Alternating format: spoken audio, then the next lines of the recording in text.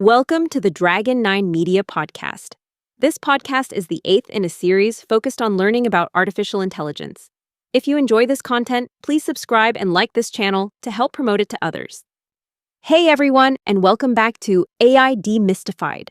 This is our final episode in this introductory series, and I'm thrilled you've stuck with us on this journey into the fascinating world of artificial intelligence. Over the past few episodes, we've explored different facets of AI. Today, we're going to bring it all together. Think of it as a grand recap, reinforcing the core ways AI systems function, how they learn, reason, perceive the world, communicate, and make decisions. It's like we've met all the specialist players on a team, and now we're seeing how they all work together to win the game. At the very heart of most modern AI is learning. This is arguably the most critical component, giving systems the power to get smarter and better at tasks over time without needing a human to rewrite their code for every new situation. The main way AI learns is through something called machine learning, MML. Imagine teaching a toddler colors. With supervised learning, you show them a red block and say red, then a blue block and say blue. You give them labeled examples, and they learn to identify new red or blue things. That's like training an AI to spot spam emails by feeding it thousands of emails already marked spam or not spam. Then there's unsupervised learning, which is like giving that same toddler a mixed box of Legos and letting them figure out how to sort them by color or shape on their own, finding patterns without explicit instructions. AI uses this to, say, group customers with similar shopping habits. And there's reinforcement learning, which is like training a dog. When it sits, it gets a treat, a reward. When it chews the furniture, it gets a no, a penalty. AI learns to make decisions by getting digital rewards or penalties, like an AI learning to play a video game by trying different moves and getting points for good ones. A really powerful type of machine learning is deep learning, which uses structures called artificial neural networks, ANNs. These are inspired by the interconnected neurons in our own brains.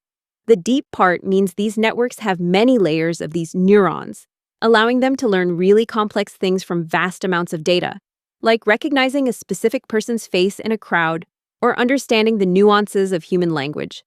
Think of a brand new, super smart AI. It might start with a foundation model, which is a massive neural network trained on a huge ocean of general information.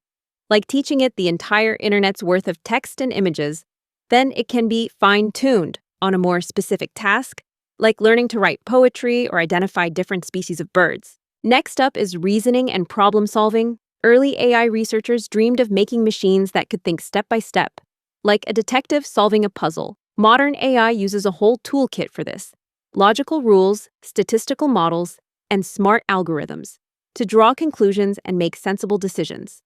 For example, a writing assistant tool like Grammarly doesn't just guess, it applies its knowledge of grammar rules and understands the context of your sentence to suggest improvements. It's reasoning about language to help you solve the problem of unclear writing. But for AI to reason, it needs information to be organized in a way it can understand. That's where knowledge representation comes in. It's like building a super detailed library catalog for the AI's brain. You don't just want a pile of books. You want to know what each book is about, who wrote it, and how it connects to other books. One way AI does this is with ontologies, which are like formal maps of knowledge, defining concepts and how they relate. For example, a medical AI might have an ontology that defines diabetes, a disease, high blood sugar, a symptom, and insulin, a treatment, and understands that high blood sugar is a symptom of diabetes. This allows it to answer complex questions and even infer new information. Now, how does AI get all this information in the first place? Through perception. This is how AI systems acquire and interpret sensory data from their environment, much like we use our senses. A huge part of this is computer vision, which lets machines see and understand digital images and videos. Think of a self-driving car. Its cameras are its eyes, and computer vision algorithms help it recognize roads, lane markings, other cars, pedestrians, and traffic signs, so it can navigate safely. It can identify objects, figure out where they are, and even track them if they move. Another key perceptual skill is speech recognition, which is all about converting spoken language into written text.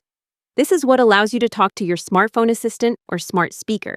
When you say, "Hey Siri, what's the weather?" Speech recognition turns your voice into text that the AI can then process to get you an answer. It's like giving the computer ears and a way to understand what it hears. These perception systems have become incredibly advanced, thanks to deep learning, moving from basic recognition to understanding complex scenes and even emotions in speech. Closely related to understanding speech is natural language processing, NLP. This is a specialized field dedicated to enabling computers to understand, interpret, and even generate human language in a meaningful way. Think about all the information in the world that's in books, articles, conversations, and websites.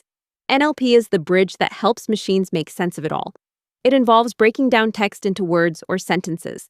That's called tokenization, figuring out the grammar, identifying important entities like names and locations, understanding the sentiment, is this a positive or negative review, translating languages, and even generating brand new text. So when you use a chatbot for customer service, or when your email automatically filters out spam, or when you see those incredibly human-like articles written by AI like ChatGPT, that's all NLP at work. These systems, especially the big large language models, LLMs, are trained on enormous amounts of text and can understand context, grammar, and even some nuances of how we communicate. It's like teaching an AI to be an incredibly well-read and articulate communicator. Finally, once an AI can learn, reason, perceive, and understand language, it needs to be able to act. This is where planning and decision-making come in. In AI, we often talk about an agent, which is anything that can sense its environment and act upon it. A rational agent tries to achieve the best possible outcome. Sometimes, the AI has a very specific goal, like a robot in a warehouse needing to find a particular item. The AI then uses automated planning to figure out the best sequence of moves to get there, like a GPS planning your route. In other situations, AI uses automated decision-making, where it doesn't have one single goal, but rather a set of preferences. It weighs the potential outcomes of different actions, considering the probabilities, and chooses the action that's likely to give it the highest utility or value. Think of an AI playing a complex game like chess.